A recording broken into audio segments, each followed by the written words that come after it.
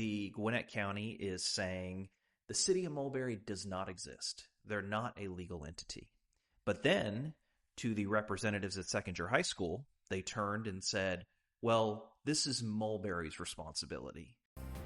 I'm Michael Coker, mayor of the city of Mulberry, and this is Coker on the Record.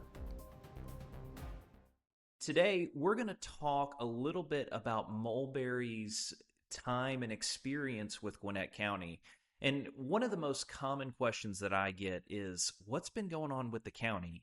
And so I want to provide all the residents of Mulberry with a little bit of an update of exactly what's been going on lately. So, as many of you know, when the city of Mulberry was founded and passed the referendum, there were a series of lawsuits that were filed against the city. One such of those lawsuits was brought by the county itself. Now, the county did not necessarily sue the city. They brought a case against the city council members. They also brought a case against the state of Georgia. And so that case was ultimately dismissed by the Gwinnett County Superior Court, but Gwinnett County has filed an appeal. And so Gwinnett County has filed an appeal to that case, and that case is now pending at the Georgia Court of Appeals.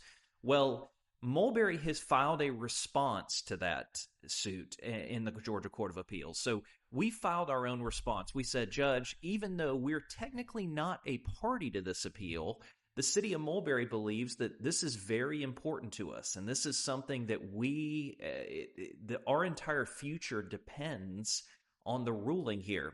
So we filed what's called an amicus brief.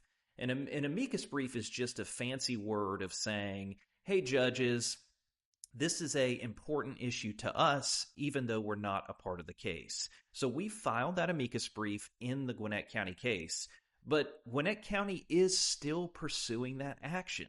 They are still saying that the city of Mulberry, that the election that we had back in May of last year should be thrown out, and that the city should not be allowed to continue. And so this is a continued litigation that's ongoing. But your Mulberry City Council continues to work. We're not going to stop. We're not going to wait. We are going to continue to work for you and continue the transition period of moving this city forward and continuing. So this litigation, unfortunately, though, has been something that Gwinnett County has started using against us. And one of the things they've done is they have said, listen, we don't feel like we should have to participate in the transition. We don't feel like we should recognize the city until ultimately the court decides the constitutionality issue. So even though we're, 5 months into the 2-year transition period, the county continues to say, well, we're going to hold off. We're going to wait. We're going to see what the court says. And so by that point, then once the court rules, then we'll start talking with you. We'll start engaging with you as a city. But the transition period is going on right now, and there's issues that affect our city that are happening right now. The first of those issues was an issue at Second-Year High School involving a roadway called West Rock Quarry Road. On West Rock Quarry Road, there was a series of accidents that had happened, and there was actually an issue where a elderly couple, not from Mulberry, had maybe been a little confused and had driven down West Rock Quarry Road and thought that it was a road that extended across the highway. Well, if you know anything about this area in West Rock Quarry Road, you probably know that West Rock Quarry Road is a dead end. And so, unfortunately, this couple, it was late at night, they were driving down this road. They thought that this road was going to continue across I-85, and they flew off the roadway, flipped the vehicle, and ultimately were stuck. Luckily, their daughter had tracked them on their phones, right? They had the tracking mechanism where they could find them and search where their location was. And the daughter followed them and found them, and they were rescued, and they survived, thank God. But again, this was a serious road issue that we were facing in the city that needed to be corrected as soon as possible. So some of the representatives from Second-Year High School reached out to us and said, guys, what can we do to fix this roadway? We pledged that we as the city council in Mulberry would do everything that we could to rectify the road, make it safe. But we told them that we are still in the 2-year transition period. So that means the county still has complete responsibility for the roadways. And so we said, we'll help you. We'll give you whatever information or whatever you need to facilitate this. And so those representatives at Seconder High School reached out to the county. And the county ultimately told them, thank you for reaching out to us, but the city of Mulberry is responsible for this.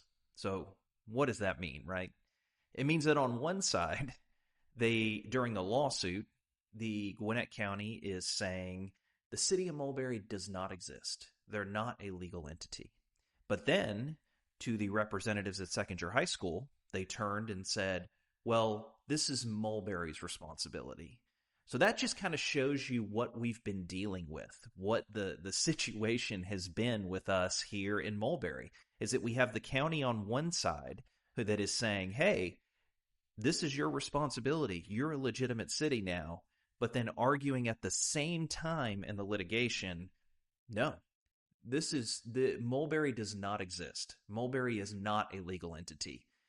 So that just kind of shows you what we've been dealing with the city of Mulberry. We have on one side, again, in litigation, a county who refuses to recognize us, refuses to discuss with us, refuses to negotiate with us, saying that we're not an official legal entity. And then on the other side says that we're responsible for the roadways. Well, in the Seconder High School situation, it was interesting because how did it end up? Well, Fox 5 came out and did an interview. They interviewed me. They interviewed Michael Rudnick, who's the mayor pro tem of the city of Mulberry. And they said, and we said, yes, we're here. We're willing to do whatever we can. And then as soon as that Fox 5 story the interview occurred and was set to run, Gwinnett County stepped in and made the improvements to the roadways. They put signages that's saying that it was a dead end. They put some barriers so people would not fly off at the end of that roadway. So again, at the end of the day, it took, unfortunately, Fox 5's I-team to get involved, but ultimately, Gwinnett County finally acknowledged in their actions that they were responsible for that roadway, despite pointing the finger at the city and saying it was us and that it was our responsibility. So that's just one aspect of what we've been dealing with. Also, we have been dealing with here at the city of Mulberry another issue, and that is with the fire marshal. So for every other city in Gwinnett County that does not have a fire department, the fire marshal does what's called fire inspections. And fire inspections are things like, let's say that a fire occurs and an arson happens. They'll show up and do the investigation. But even things that are simpler than that, like let's say there's an event and there's going to be big tents set up for where a lot of people are going to congregate under those tents. Well, the fire marshal will show up and will ultimately be the one to say, yes, this tent system is safe and we can open this to the public. Now, again, the Gwinnett County Fire Marshal does this for every city in Gwinnett. Yet, they have been telling residents or businesses within the city of Mulberry, no, this is Mulberry's responsibility.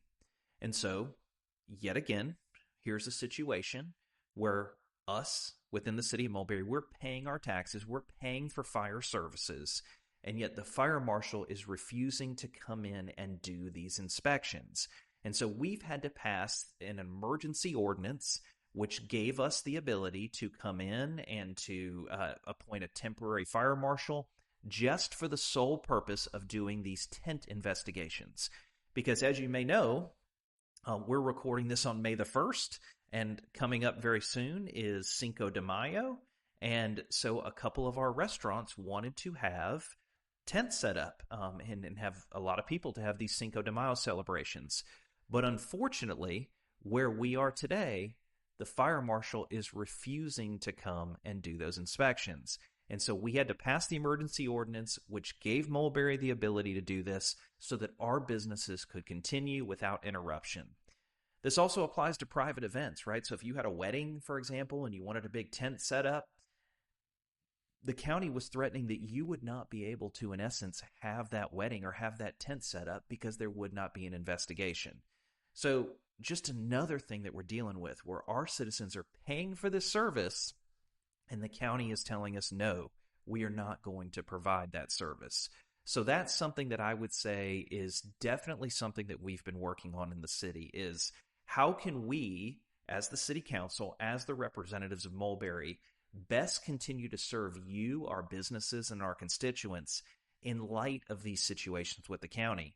Obviously, we're being put in situations that we didn't expect, right? When Peachtree Corners was founded, the county continued to provide services. They continued to work with the new city. But unfortunately, we have a very different situation than that we're dealing with today and with our city. But luckily, we in Mulberry have great leadership. We have a great community development team. Jamie Palmer, our city manager, has had to be creative and has had to make sure that you, as the citizens, don't notice any change or any interruption in these services. Our community development director, Rebecca Kiefer, has been phenomenal. She has had to pivot so many times, right? Because we thought when all this happened, we were looking at Peachtree Corners and we had said, hey, we know exactly how this movie is going to play out, right? We'll just look at Peachtree Corners. We'll see what happens. But our community development team has had to constantly pivot and change their plans because the county continues to refuse to provide these services. And when we reach out to speak with the county and when we look to talk to them and we look to say, hey, what are we going to do? How can we deal with this? They continue to tell us, listen, there's pending litigation. We're going to wait. We're going to see what the judge says about Mulberry. Then we'll be happy to engage with you about these discussions. And so, yet again, here we are in a situation where they are saying things are our responsibility, that it's Mulberry's responsibility to inspect the tents from fire services, but we also don't exist, and that we also are not a legitimate city. And so hopefully that gives you a little bit of a sense of what we've been dealing with on the city council and some updates of the relationship with the county. It's very difficult to work with an entity who takes such conflicting viewpoints, right? I mean, either we exist or we don't. You can't have it both ways. And so it's hard to negotiate or to have discussions when this is the different ways that they're describing our relationship with them. But I'd say this in conclusion, is that we want to work with the county. We want to be good neighbors. We are still Gwinnett County citizens. Many of us have lived our entire life in Gwinnett County, like me. And so I want to work with them. I want to be a good partner. And I hope that the county will see it that way. We'll see whatever happened in the past, whatever politics are involved, that it's time to put that aside, that Mulberry's here to stay, and that we're going to work together to do what's best, both for Gwinnett County and also for the city of Mulberry. And so that's a little bit of an update of what's been going on and kind of how our relationship with the county has evolved over time. I hope that we will continue to improve that relationship and that things will continue to get better. But until then, if they don't, just know that your Mulberry City Council and our team at City Hall are dedicated to do everything we can to make sure that your services continue without interruption and that Mulberry continues to thrive as we move forward. So if you enjoyed this podcast, if you like getting updates about the city of Mulberry, please like and subscribe, and I'll update you periodically about the things that are going on. But again, my name is Michael Coker. I'm the mayor of the city of Mulberry. Thanks for listening.